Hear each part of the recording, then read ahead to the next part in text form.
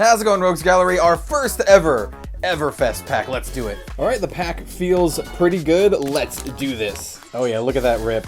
Look at that paper rip.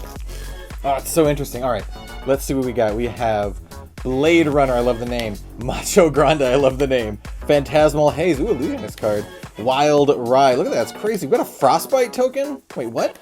We have Drowning Dire, Pry, ooh, wizard card. Seismic Stir, foil common.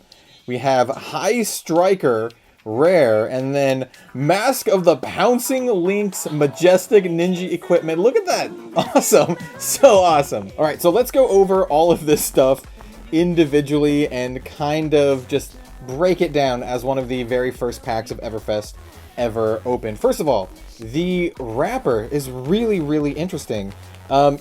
Even though it does have like this kind of almost foiling look, it is paper, and it feels, I don't know, it feels good. None of the cards are damaged. Like, they look all pristine. Like, just take a look, right? Right? They look and they feel fantastic, honestly. They look and they feel absolutely fantastic. One thing I want to note here, too, is here it says, each booster pack contains 10 randomly inserted cards, approximate cards per booster, 7 commons, 1 rare or higher, 1 carnival card, and 1 premium foil, which is super interesting. So it looks like the common card takes the spot of the other guaranteed rare, because it says 1 rare or higher. So you can get a rare or higher, so you can get a majestic, you can get a foil majestic, and then a carnival card, which might be a majestic. Well, let's take a look at our pack and see what the breakdowns are. It also says, unless otherwise specified, no specific card, rarity, or type is guaranteed to exist within an individual pack, box, or case. Also, I like to see here, directed by Robbie Wen, packaging by Sam Yang and MJ Fatizio. I'm sorry, MJ, I don't know how to pronounce your last name. She's really cool, she's really nice, and Sam Yang has already been a guest on the channel here, also really cool and nice. So MJ and Sam did the pack art, and it's awesome. So huge shout out to MJ and Sam. I'd love to have MJ on the channel sometime. So let's take a look at this Mask of the Pouncing Lynx, majestic. So it's a ninja equipment. This is a majestic.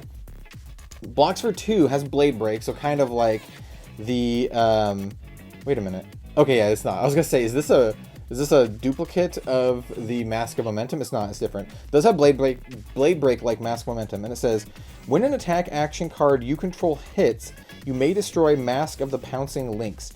If you do, search your deck for an attack action card with 2 or less attack, banish it, and then shuffle. You may play it this turn. Ah, interesting. So it lets you go tutor for an attack action card with 2 or less. And this isn't an action or anything, so you just get it? Like, you just get to do it? This is super interesting. So you can either block with it or get that effect. And also the art is great. Who did the art? It's Sam Yang, of course it is. Of course it is. I was gonna say it's Sam. I love this. I love everything about this card. It's so different than the Mask of Momentum, because the Mask of Momentum just gives you card advantage if you can get it off, and this one's just like, you know, if you hit with something, you get to go tutor. I think this could be really sweet for like Blitz. I like this card a lot.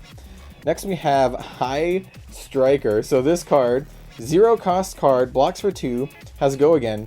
The next time an attack you control hits this turn, create 4 copper tokens. What? Actually, what? And this is a rare, so there's copper tokens in this set. And look, this dude is massive. He's like a giant. He's got a good mustache too. Strongest man in all of Wraith. So there's that. There's a little bit. No, it's not even a little bit of.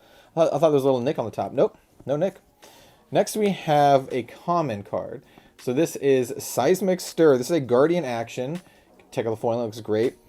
Cost of 2 is a blue pitch. Create a Seismic Search token. Go again. This seems sweet. What? This seems sweet.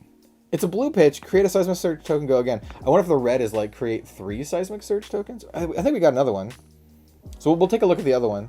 We also want to look at the art on all these. Hold on. Who did the art on all these? As I like. Nah, no damage. No damage for carelessness. Oh, Marco Wolfer. Yeah, that makes sense. He's done a lot of Flesh and Blood stuff. He's a great artist. This one is one that I don't recognize. Kaisari Peralta? Maybe? I don't know. It's still sweet. And then we have Pry. This is a 0 cost wizard action. Target hero reveals 2 cards from their hand.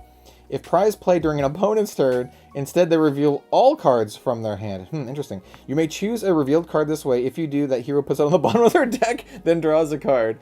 Dude, that's like Vendilion Click from Magic. So this is a yellow, does 2. I bet the red does 1.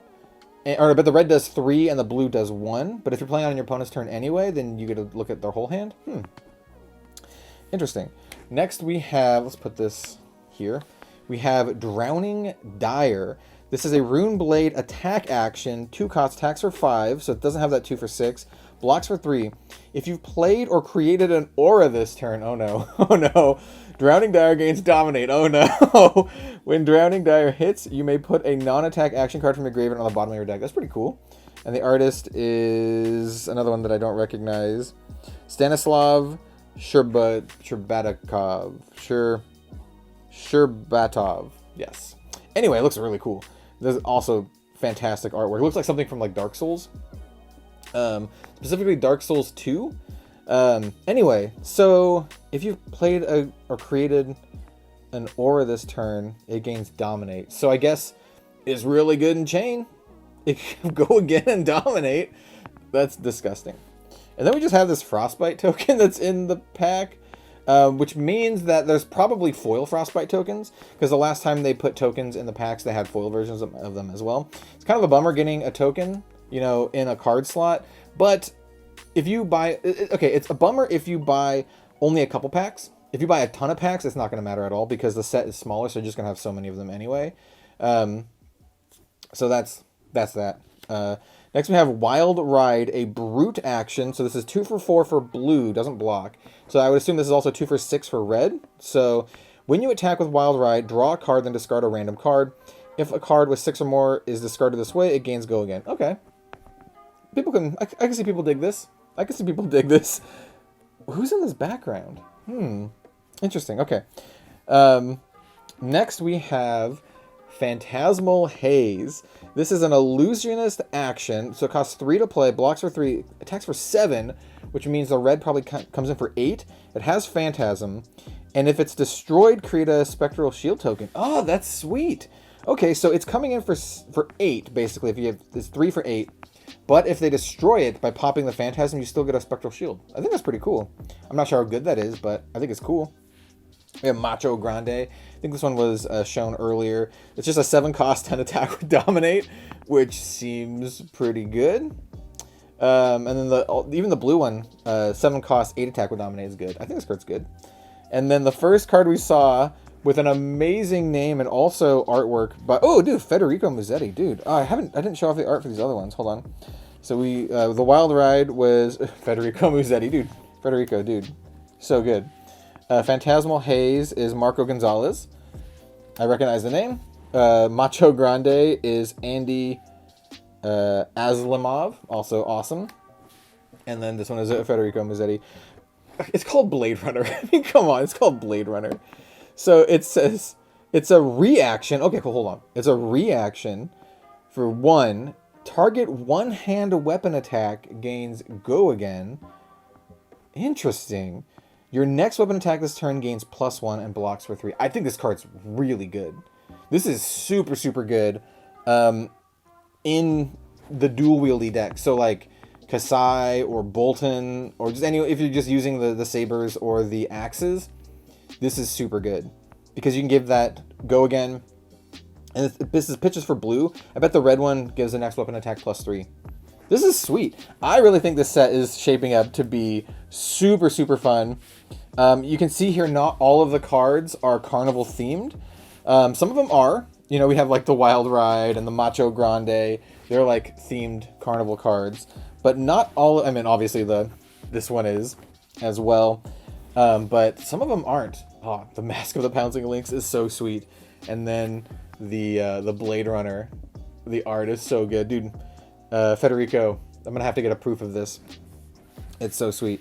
And I'm going to have to get a proof of this one too.